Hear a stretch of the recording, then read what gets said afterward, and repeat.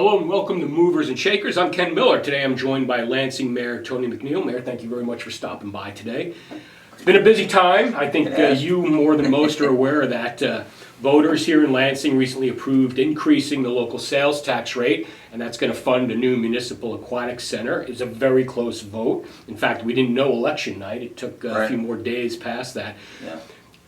And you and I have talked about this, and I know this is probably common knowledge amongst most staff, but talk about why a public vote on this issue was really very important as opposed to just the city fathers saying, hey, we're going to do a pool. Why do the public vote? Right. So, I mean, it had to do with a couple things. As you know, citizens have been asking for a pool. I mean, heck, I was on the council for 12 years and been the mayor now for going on 2. And heard a lot about it. Right. The original design at Kenneth Bernard Park included an aquatic center, but as you probably recall, that cost was astronomical. There's absolutely no way to pay for that. But in between that, you had the school bond that had a pool, right? So we're trying to leverage that a little bit. But, you know, really the school pool, even though it's a nice facility, it's really for swim team, kind of athletics, not a recreational pool. So after that vote, we started hearing again from the citizens, hey, you know, we want a pool.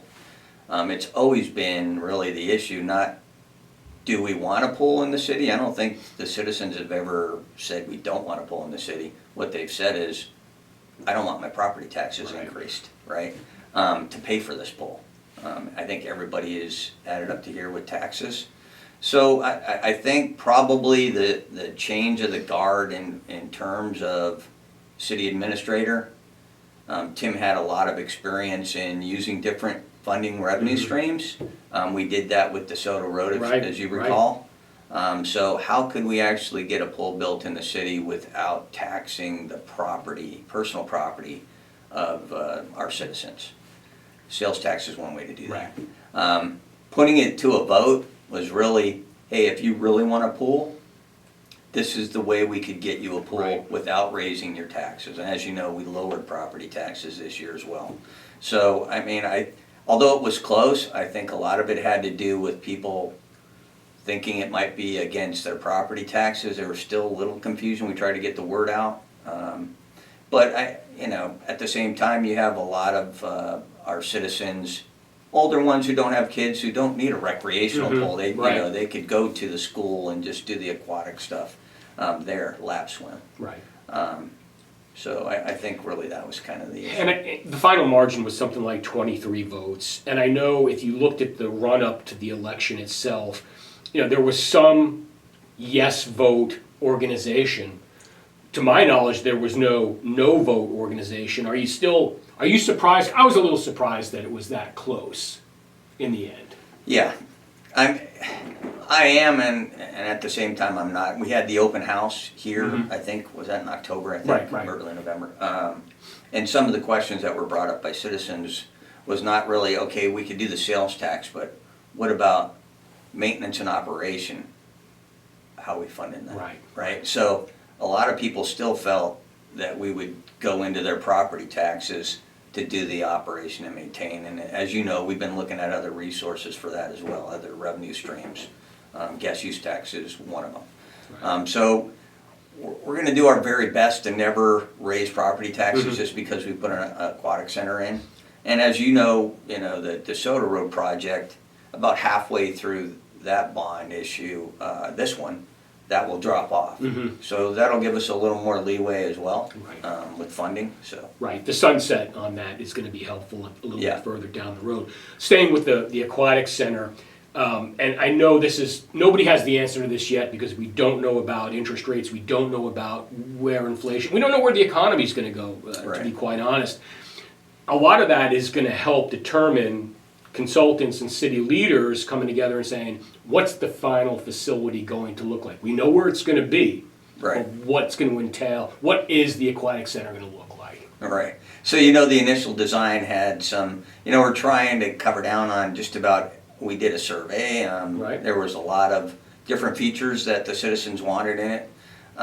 The current rough design has the lazy river, a couple water slides, some diving area, lap swim area.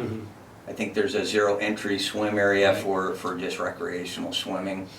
So we tried to include in the rough design as much as we could. That open house that we had in October, folks were able to come in and actually add things or say, nah, we really don't want that extra slide over there. So that kind of helped us narrow down what we think the design and what they want. I think once we find out what the value or what the revenue is going to look like from the sales tax, as we get closer, I think that starts 1 July, which I don't think people know. So we have quite a bit of time. We should know approximately how much that will generate. Once we know that, we'll know what our max is. We can talk to the design team and the consultants to say, okay, can we get all of these features in there? If not, which ones? And then we'll probably do another survey just to have them prioritize the features, 1 through 10. And then start cutting from the bottom if we have to. I think that's very important. There's still time for public input on this. We're recording this at the end of November of '22. But as you mentioned, the sales tax increase doesn't go into effect till the middle of next year. And there's going to be plenty of time as everybody kind of ramps up consultants and whatnot to figure out what can we afford and what does the public want. Yeah. I mean, I think, like I said, we have the initial idea of what they want, but we will have to prioritize all the features. And then, if we have to cut some off, we got to cut some off. Okay, in other business, it looks like, and this just came out last week, but there's going to be another new tenant in town center, and that's Kansas City, Kansas Community College. You had the president of KCKCC here. What does landing this educational institution mean? And not only for the acreage that the buildings themselves will occupy, but maybe even more so the spin-off businesses that will see that as an anchor. So I mean, one of the things is, when we've gone out and tried to get retailers, I mean, we're not just sitting back waiting for somebody to say, hey, what's that land for? We've been out trying to get retailers to come into town center. A lot of what we hear is, well, who's there already? And they don't want to be the first to come. So I think landing KCKCC in town center is going to generate quite a bit of interest by retailers for the remaining properties there. It'll also generate a lot of sales tax for current retailers, right? I mean, right across the Sonic, there's a coffee shop, there's a lot of students running around, may drive that corner lot over there to actually start developing on West Mary. So I think it means a lot in terms of generating more business to the area. I think probably even, another great part of having it here is the educational value that it brings to the county and the community. Having a community college right here in Lansing, our students can just go straight from high school to here to take advanced courses, same with Leavenworth. So that value, and I think Dr. Mosier also talked a little bit about the workforce skill training they do. So, the new factory going in DeSoto, right? The outfitters that went down in the Legends area. Those jobs all require a certain skill set. They work with those companies to actually produce, that workforce. So that's going to generate a lot for the county and our community as well.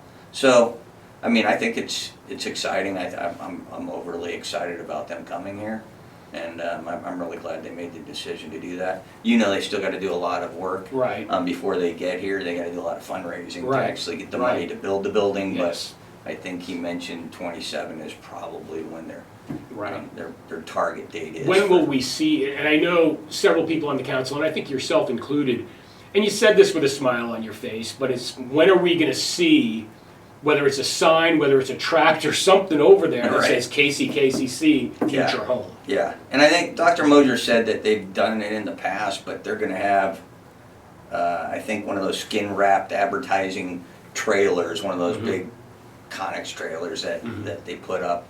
They're going to wrap one of those with a design of what they think it's going to look like to advertise it, and then kind of right underneath that coming in '27. So, I mean, I think they're gonna do their best to advertise the property. And like I said, I think that is gonna spur a lot of development in town center. At least I'm hoping that. And it doesn't prevent us as city employees now, the people that do this economic development, to already be touting that fact. Oh, right. Potential. Right. Yeah, as soon as he announced it, Right. I mean, we'll be using it now to help leverage some of the other retailers. Right. As we said earlier, it's a busy time in the city. Several big projects are slated to finish up, if not before the end of the year, then certainly early next year. So let's start with the intersection project at K79 Eisenhower, which you and I are both very familiar with. Yes. Because we drive through it every day. You can see now, I think by what's been completed to this point, how much better a design it is. Now, that doesn't help you in traffic right now necessarily, Right. especially if you're hitting it at 8 a.m. or 5 p.m. But talk a little bit about that project and what you, as one of the leaders of Lansing, see that as enabling not only Lansing, but Leavenworth being able to do at that busy intersection. Right. So, I mean, both Leavenworth and Lansing have been looking at that intersection. KDOT has been looking at that intersection as an area that was congested and needing something done. Right. So, I mean, we were fortunate in getting KDOT to pony up, 80% of that. And then between Leavenworth and Lansing, I think we paid 2/3, they paid 1/3, because we own 3 corners on there, however that came out. But I think they've done a pretty good job on getting it done. I think right now they're projecting, 85% of it is complete. So you've seen they tore up where the island will go. Right. They've got to reshape that for that left turn lane that's going to go in, the additional left turn lane as you go north to get onto Eisenhower. Most of the northern side is complete. I think there'll probably be some delays if we don't get most of that work done to do the surfacing before it gets too cold out. Right. In talking to Public Works, there's a deadline for asphalt, and asphalt companies stop, producing asphalt at a certain point just because it cools down before you can get it to the location to pour it. Right. So regardless of whether or not we get it totally complete, they will have the whole thing open. That's right. There may be like a 1-inch bump down where they, have to put the asphalt in the spring, but that whole area will be open, so. And as of November 30th, my understanding is there's still a chance all the physical work can get done this year. Asphalt plants still producing, and it might just be a striping thing early next year. So that might be the best case scenario. Yeah, so we're hoping that the weather, although it was pretty chilly today. Yeah, but 60 degrees Friday, so, yeah. True. Yeah. One of the things that I've done, and this is with the help of Jason Crum, is be able to show some aerial shots of the progress at Bernard Park. And I need to call Jason and see if I can get some new photos, because it's been about a month since we've had him up there. And I think originally Bernard Park, the baseball softball complex, the improvements there were supposed to be done in December. I have not heard that that's been delayed at all. I didn't know if you had some additional information. No, I mean, the target's still mid-December. Weather will have something to do with that too. Right. And I think some of it, they're finishing up the building, that's their focus right now, and the rest of the landscaping. I know that they still have to do some, the external painting might have to wait depending on the weather, again, if they don't get that done when it's warm enough. But besides that, they're pretty much done. And then all they have left to do is, whatever we go out and inspect and say, we want you to fix this, that, and the other thing. Right. So, and they have until the end of, punch list, till the end of January actually in the contract to get it all done. Right. And baseball and softball is a spring sport anyway, so it's right. It's not and like Jason said, we're going to try and get everybody. The intent is to have that ready for our rec sports next year. So maybe and maybe not have the practices on the field until that turf gets established real well. So they'll probably just do games. They might have practices at alternate fields, but the intent is to have it for next year. So, and I was out there last week, and I mean, it's the citizens are really going to like it. It looks like a baseball softball complex. Yeah, it really starting to look like a park. Yeah. Right. I mean, in total. So, I mean, we've got facilities out there that you can actually use the restroom. We got concession stands, water. Right. All the things folks have been asking for. So I think they're really gonna like You it. guys were gonna add a batting cage to that too, I Yeah, think. the batting cage was an add-on. Right, So it was a late ad. I think they've ordered the parts for the batting cage. They haven't built that yet. Mhm. That's one of the things remaining to do, but they're waiting on parts for that. Yeah. okay. So that'll. All right, well, we'll wrap it up and I'll kind of hand the mic to you. And, you know, you've been mayor now for 2 years. I would say this year has been even busier than your first year in office. But just give an overall assessment about the direction of the city. There's obviously challenges beyond the city with inflation. You can go so far as to say international turmoil and Ukraine is affecting it. You know, it all filters down to what's happening in Lansing. But give your assessment of what's going on in the city. Yeah, I mean, I think personally, over the last year, we've really come a long way in getting economic development stuff started, projects going. We've done a good job in fixing our infrastructure, and we've have designs for future infrastructure builds to continue to grow the city.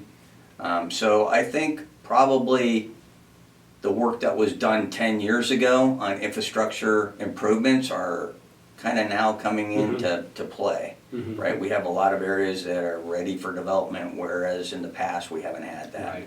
I think I'm fortunate to be the mayor during this window of time, because I think a lot of things are actually coming to fruition. You know, we've been talking about a park, doing something with Kenneth Bernard. We got that complex done. We've heard about a pool forever. We got Right. that done. Right. You know, DeSoto Road project got completed. Right. So, I mean, there's a lot of good things happening in the city. At the same time, I think we've been sensitive to taxation, and you know, it's been difficult economically for the citizens. Gas prices, grocery prices, everything after Right. COVID is all of a sudden, everything is, Right. you know, sky high. So I think the governing body and the staff, the finance department, Tim, his team, have all done a great job on enabling us to lower the property taxes this year. And, you know, I'd ask the citizens to actually get their property tax form and look at it and go down and see what they're being taxed, because it was, you know, 5 mils less than what they were last year. From the city. From the city, Right. right. All those other taxing entities we can't control, although we did go and recommend that they also reduce their taxes. So I think we're at a good spot right now in the city. I think once we get some more retail and increase the sales tax, we can, you know, look to the future on actually lowering that property tax even more. I mean, that's the goal. But I mean, the outlook in the future of Lansing is really bright, I think. Okay. All right. I've been speaking with Lansing Mayor Tony McNeill for Movers and Shakers. I'm Ken Miller.